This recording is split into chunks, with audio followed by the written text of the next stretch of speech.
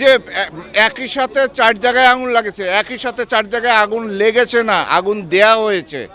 এই তথ্য প্রমাণগুলো ধ্বংস করার জন্যই এই আগুন দেয়া হয়েছে। আগুনটা দেখেন বিল্ডিংয়ে আপনারাও দেখবেন, এক কোণারে লাগছে আবার আরেক কোণারে, মাঝে তো আগুন লাগে নাই। এইটাই তো আমাদের কাছে পরিকল্পিত মনে হইতেছে।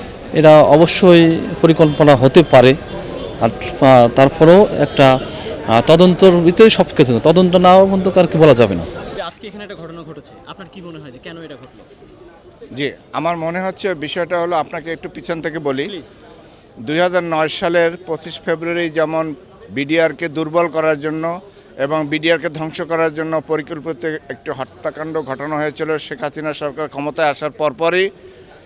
এবং সে বারবার বলছে যে আমি কিছু চাই না, আমি পাওয়ার চাই, আমি দেশ চাই না, জনগণ চাই না, আমার পাওয়ার লাগবে। এই কথাটা আপনাদের প্রত্যেকের মনে আছে, বাংলাদেশের 18 কোটি জনগণের মনে আছে, সে পাওয়ার চাই, পাওয়ার চাই। অর্থাৎ সে পাওয়ারে থাকার জন্য সে তার দেশ লাগবে না, সচিবালয় লাগবে না, অর্থ লাগবে না, মানুষ লাগবে না, কিছুই লাগবে না। 2009 সালে যেমন পরিকল্পিতভাবে বিডিআর হত্যাকাণ্ড ঘটানো হয়েছে এবং যারা চৌকস সৈনিক ছিল, বিভিন্ন পদবীর ছিল, তাদেরকে জেলে ঢুকানো হয়েছে বিদ্রোহ একটা নাম দিয়া। আসলে বিদ্রোহ হয়নি বিডিআরে, আমাদের যে চৌকস অফিসার 57 সেনা কর্মকর্তা হত্যা করা হয়েছে পরিকল্পিতভাবে। ঠিক তেদ্রুপ বাংলাদেশ থেকে যে হাজার হাজার কোটি টাকা পাচার হয়েছে তার একটা তথ্য প্রমাণ এই সচিবালয়ে আছে। সেই তথ্যগুলোকে ধ্বংস করার জন্যই পরিকল্পিতভাবে, গতকালকে তো ছুটির দিন ছিল, তার ছুটির দিন তো ভিতরে কোনো লোক ছিল না, তারা এখানে তো যারা প্রশাসনের লোক ছিল তারা কি করলো, তারা কিভাবে আগুন লাগার 7 ঘন্টা পরে কেন আগুন নিয়ন্ত্রণে আসবে, এগুলো সব কিছু পরিকল্পিতভাবে। কারণ আপনি জানেন যে 2008 সালে শেখ হাসিনা ক্ষমতায় এসে একটি বীজ বপন করেছে, আওয়ামী বীজ। এই বীজ থেকে গাছ হয়েছে, ডালপালা হয়েছে, শাখা পোশাকা হয়েছে, ছড়াই ছিটায় আছে সারা বাংলাদেশে।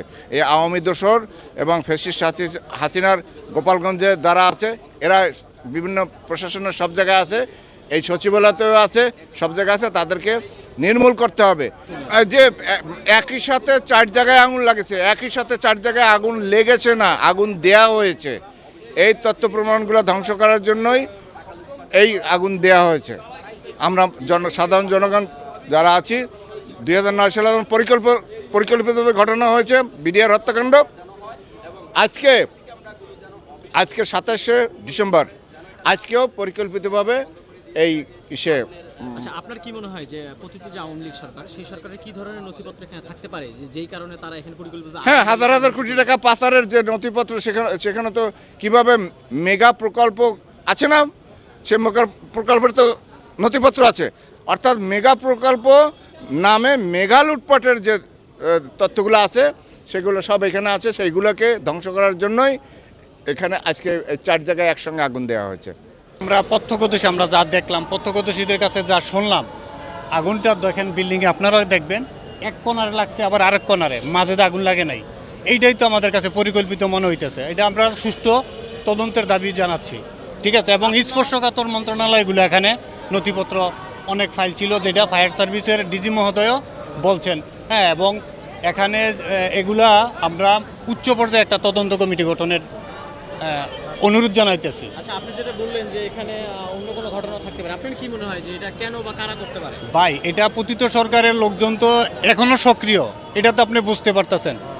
জনতা, আমরা এখানকার এমপ্লয়ি, আমরা কি বলবো, সাধারণ জনগণ বলতেছে, যেটা যারা প্রত্যক্ষদর্শী দেখছে তারা বলতেছে আগুনের সিস্টেম দেখে মনে হইতেছে এটা পরিকল্পিত আগুন। এইসব ব্যাপারগুলো নিয়ে আন্তর্জাতিক অপরাধ ট্রাইব্যুনালও মামলা টামলা চলতেছে, এগুলো অনেক ডকুমেন্টস এগুলো লাগবে, ঠিক আছে। এটা আপনিও বুঝতেছেন, এগুলার যাতে হয়তো ওখানে প্রডিউস করতে না পারে, এইটা হয়তো পতিত সরকারের যারা লেসপেন্সার আছে তারাও হয়তো ওই রকম একটা নাশকতা করতে পারে। আচ্ছা, এখানে যে আগুন লাগাটা দেখলেন আসার পরে, এটা দেখে আপনি কি মনে হচ্ছে, এটা কিভাবে ঘটতে পারে? অনেকেই বলছে যে এটা পরিকল্পিত বা এখানে কোনো চক্রান্ত থাকতে পারে। হতে পারে, বাট এরা তদন্ত করলে পরে বেরিয়ে আসবে। আপনার কি মনে হয়?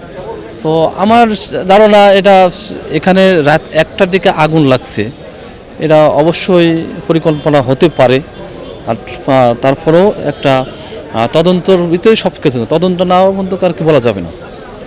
তো এই তদন্তর করলে পরে সব বিস্তারিত বের আসবে। আচ্ছা, সরকারের কাছে আপনাদের কি দাবি থাকতে পারে, একজন সচেতন নাগরিক হিসেবে আপনার কি দাবি থাকবে যে সুষ্ঠু তদন্তের ক্ষেত্রে সরকার কি কি করতে পারে? সরকার এটা সুস্থভাবে তদন্ত করবে। আমরা এখানে আমি মিনিস্ট্রির ঠিকাদার, আমাদের যারা স্টাফরা আছে সবাই একই তদন্তের জন্য তারা আছে। আচ্ছা, কিন্তু আপনি কোন মিনিস্ট্রি ঠিকাদার? আমি সড়ক সেতু।